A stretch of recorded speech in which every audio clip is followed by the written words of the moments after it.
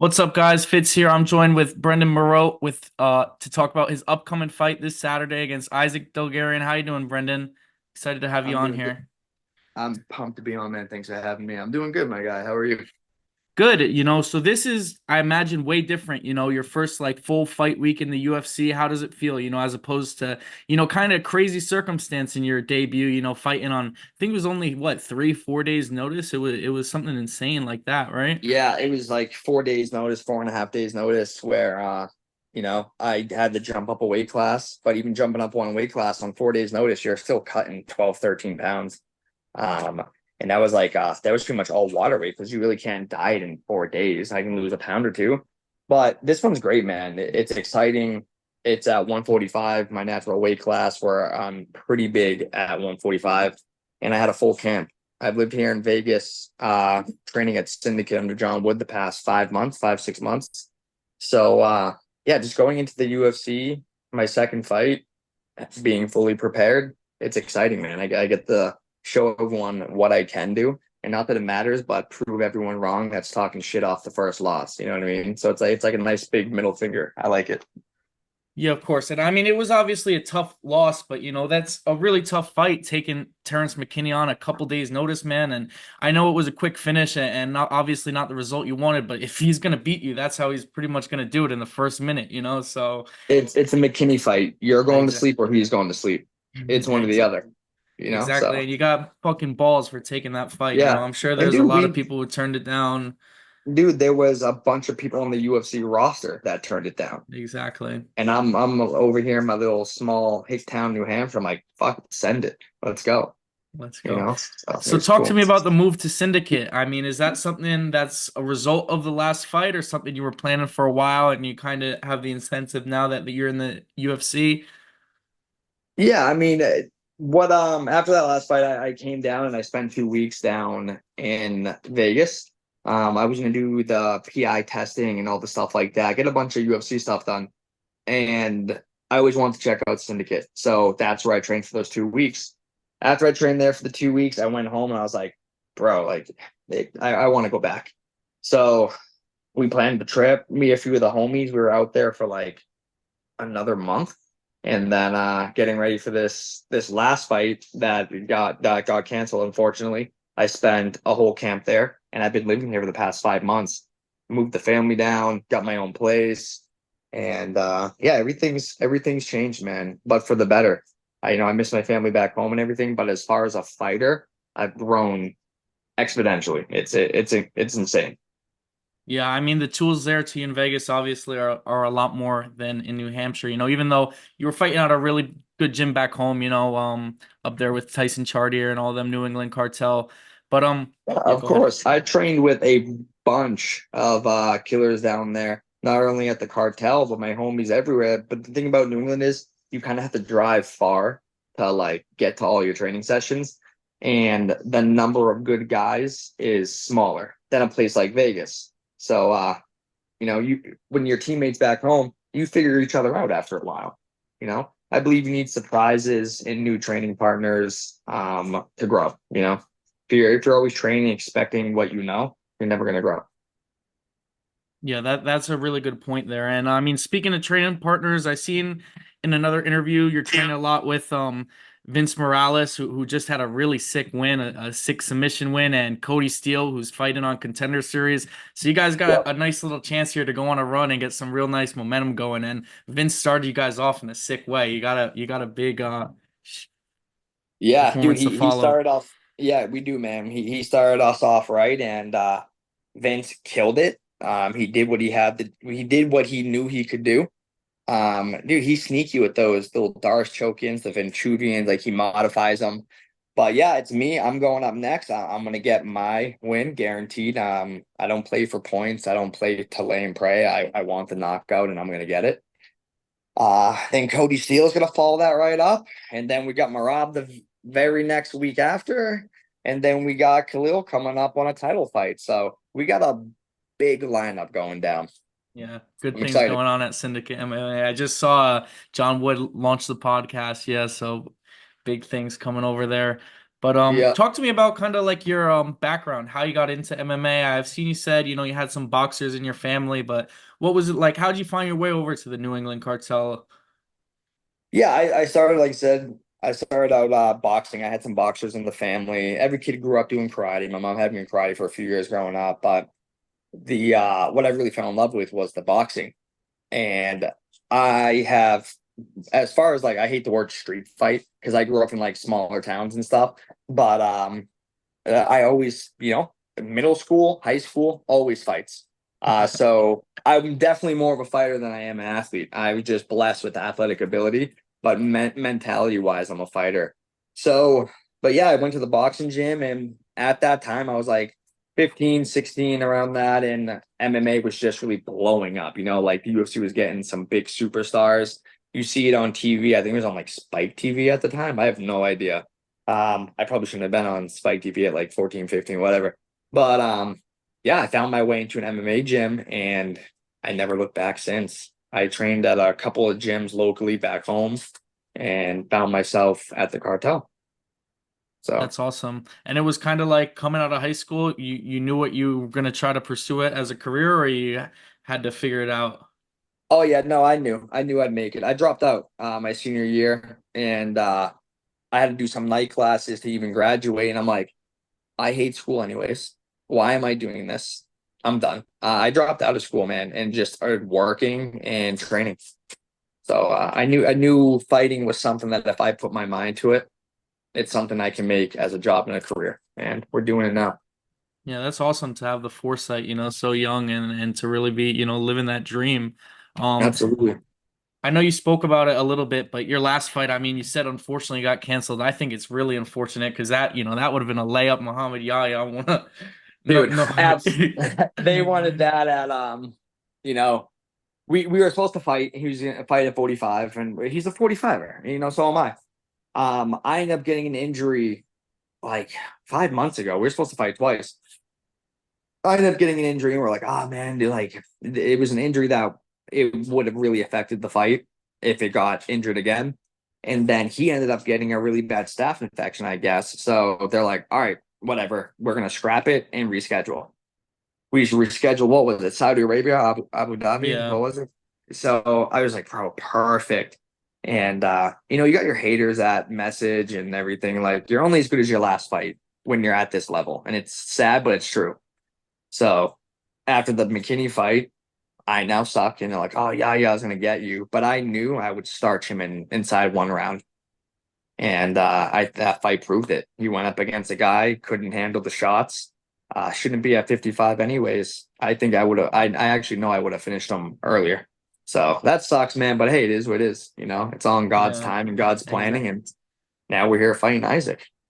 Yep, and everything happens for a reason. Talk to me about the matchup with Isaac, because I mean it's kind of crazy. The bookies have you almost 9-1 underdog. That's an insane line. But Isaac's Bro, a pretty highly touted prospect, but he just went out there and got fraud checked, by yeah, C-Rod. 100%. So this is my thing, and I have confidence, but I'm not delusional. I mean, there's a difference between confidence and delusional. Um, we almost have to be a little delusional in your confidence, but when you're putting stuff like betting lines and you're putting these numbers up, it blows my mind. Blows my mind. I have fought in Division One wrestlers outside of the UFC that were at 155. I've fought in better wrestlers than him, and I've beaten them. So they gotta like start using computers for the odds. I swear to God, because some dudes are like they must be dick riding or something. Sorry, it blows my mind how there's that much of a difference. But yeah, I'm excited, man. I do not believe he belongs at 145. He's too small. He belongs at 135. I think he doesn't want to do the work because he did college wrestling his whole life and he cut weight. But boo-hoo, too bad. He's gonna learn why there's weight classes. And his last fight with C-Rod, he was talking about how he worked the hardest on his cardio and he's gonna show people how his cardio is and how he can go all rounds. Well, you gassed around one. I don't gas around one. And even if I do get tired, I keep holding the same pace till the end. He has offensive college wrestling, but we're at the point in time in this sport of MMA where there's wrestling and then there's MMA wrestling. If you think you're gonna hold the grip and hold me down, you're insane. If you want to just hold there like a wet blanket, I'll start butchering your face off my back, off my side, whatever I have to do. But I respect him as another man, but as far as an opponent, no. I'm gonna run through this guy. And if he wants to lay and pray, it's not gonna last very long. He'll get tired, and I will clip him because all he has is offensive wrestling, and I have the game everywhere else. He can't deal with my power, he can't deal with my range, and he's gonna take his first TKO KO loss. 100%. Yeah, wow, love to hear it. I mean, I think he's a tough opponent, definitely like you're saying, good control, he's gonna try to be the hammer, but I think, he's a lot better hammer than nail. Some of these guys, they're really good when they're doing well, and then when the fight doesn't start to go their way, they look like a completely different Oh, fighter in there. you're right on the money with that one. He is a very good hammer. But he's not a good nail. He doesn't like getting hit. He has basic amateur defense covering his face when he gets hit. And we can see he shoots and shoots and shoots, and he's desperate. He's not like this Khabib style, riding your wrist, breaking you down, pounding your face in. He'll try in the first minute or two, he'll unload his shots. But look at his career outside of the UFC. Do you think I'm impressed by anyone that you did that to? Absolutely not. So no, I believe, he earned his way here, but it was definitely the path of least resistance with who he was fighting. And like I said, we're at 145. He just lost to C-Rod, who's a 135er, great fighter. I think C-Rod's awesome. But you're talking about how C-Rod's fighting little boys and his cardio and how wait till like a man gets a hold of him. But let's be honest, that fight could have been stopped 2 times in the last round. You got manhandled by a 35er.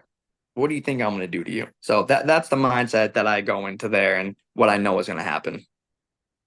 Yeah, that's awesome. And I agree. I think a lot of people were surprised actually during that fight when they faced off that C-Rod was like bigger than Dulgarian. And a Yeah, lot of people, were saying, oh, because coming into that fight, Dulgarian again had a lot of hype and C-Rod stole a lot from that. And you have the yeah, same opportunity here because clearly, the hype's still that strong. He's a minus yeah, 2,000, which is a crazy line for me, dude. In a, yeah. Minus two UFC thousand with fight, me plus it's a hundred insane. 1,000. That's such a difference, man. But you know what, dude? I'm cool. If people want to support him like that and blow his name up and blow his head up, and they want to blow the odds up like that, it's all more for me when I smash this guy. I'll take it all, 100%. Like some guys will break mentally, they'll see the odds. Perfect example. You watched Contender Series last night? Yeah, it's crazy. Two huge underdog, three. Two, three or four of them, and they Yeah. were just as big underdogs as me. And one of them gets starched in 22 seconds, something like that. The other one gets starched. Whoever's making these odds, they're not doing a good job. But mentally, none of that bothers me, man. You can support him all you want. All these old dorks that jump in my DM saying he's gonna kill me, keep it going. Just make sure to, message me, I'm sorry, I'm stupid when I kill him. And yeah, man, I'm just here to enjoy it. Like I said, I'm a fighter first. I just happen to be a fighter who was blessed by God with athletic ability. So the hard part for me is truly over. But once we're in there, we start going, I smile in my fights. I enjoy it. Uh, but the stuff I enjoy, the fight, the pain, the shots, he doesn't enjoy it. He's not a fighter. He's an athlete. He's a college wrestler. He's not a fighter. Yeah. And I think we're gonna see that Saturday, So obviously you're talking about, how you love fighting, but how about the sport itself? Are you a big fan of the UFC? Like Saturday when you have the time, are you sitting down and watch that? So who are Of some of your course, favorite dude. fighters to watch? Oh my God. Before he retired, Cowboy Cerrone was one of my absolute favorites. He was one of my favorites growing up, my first favorites. But I love watching like that style, Dustin Poirier, Charles Oliveira, guys that are willing to go into the flame and just fight. They're not banging away like, like a bunch of muscle heads. They have incredible skill. They have incredible technique, but what they understand at the beginning of the day is this is a fight and this is the entertainment business. I don't care how good you are.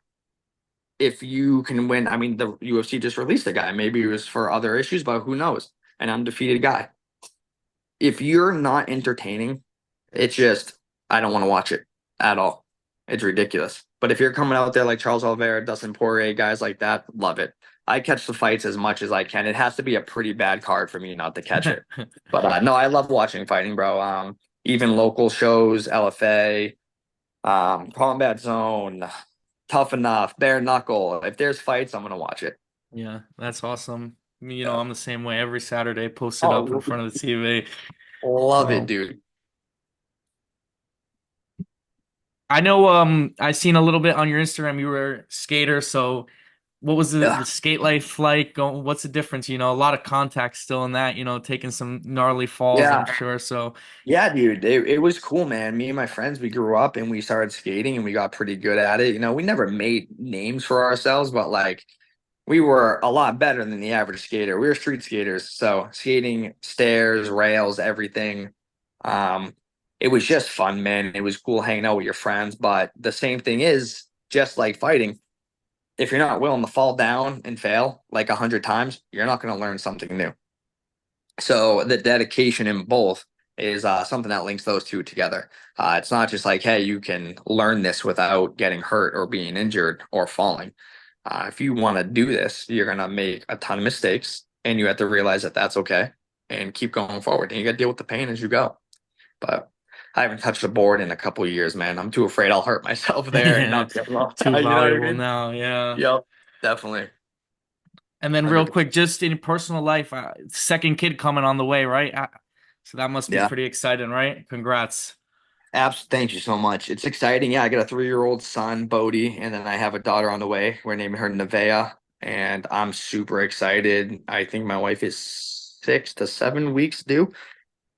And it's extra, I don't want to say the word pressure, but it's extra like push. Motivation, I, yeah. motivation. I have a wife to take care of. I have kids to take care of. And when I had a kid, and now having another kid, my mind has slowly transferred from like, hey, I love the fight, like, you know what I mean? Like, if you want to beat me, you got to beat me. To now, I'm like, you need to put me to sleep. You need to give the ref a reason to pull you off of me, or I won't stop. Because I'm not just fighting for myself and for the love of fighting no more. I have bills to pay. I have mouths to feed. So, if it's just I can't be stopped unless you put me out or you give the ref a reason to stop the fight. And I'm gonna make it one hell of a fucking time to do that. Yeah, and let's get that 50K bonus. Dude, all day, bro. One of the biggest differences in like UFC betting, bro. It's crazy, but like you said, it's gonna give me the opportunity to steal all that hype from him. People are still riding his coattails for some reason, even after the C-Rod fight. But I will give him that official check mark from the fraud check. I'm gonna derail that hype train and put him away. Yes, sir. And we can wrap this up pretty soon. I know, it's probably tough for you with the weight cut and You're, everything, but I really you're good, appreciate you bro. coming on. When you Of get that course, win bro. Saturday, I'm thinking we Hmm? make a OG drive-through video for your celebration. You go heckle some people in a drive-through. Oh my God, bro, it'd be so funny. Dude, I got some messages to return because some people like they message you randos and they hit you with some rough stuff, but some dudes are foul. Yeah, So after the a fight, lot I of got people two like or to three talk guys I behind gotta the message. screens, so put them on blast. We'll make sure. Yeah, dude, half of these guys, the only fight they ever been in is get off the couch. Like, or they're fighting diabetes. That's it, man. But yeah, I got a few messages to send back after, like, hey, that You're a didn't work out the way it dumbass. did it, So All I'm right, thank you excited, so man. much, Brendan. I really appreciate you coming on, man. Good luck this Saturday. You're gonna go out there. It's gonna be a great fight. You're gonna kill it. I'm super excited. Check out everything we got going on the channel. Full card breakdowns and predictions coming out, and then Friday we're going live for a breading stream. Thanks again. Just real quick, anything you want to shout out before you go? Yeah, man, just friends, family, coaches, training partners, and above all else, our Lord and Savior Jesus Christ, our Heavenly Father God. Without them, I tell you, I would not be where I am or what I'm doing. People can laugh or scoff at that, but to me, it's my everything. Um, so first and foremost, I got to give a shout out to them, and God bless my man. Thanks for having me on. I appreciate it, and I'm just excited to put on a show for you guys. That's what I'm here for. to put on violent fights and put on shows. Yeah, man. Thanks. This was awesome, and I'm sure you're going to deliver Saturday. You're a great guy with a great message and a great inspiration to your kids and family. So thanks for coming on. Um, I'm just hype. Everyone tune in Saturday. Absolutely. God bless, my man. Thanks for having me.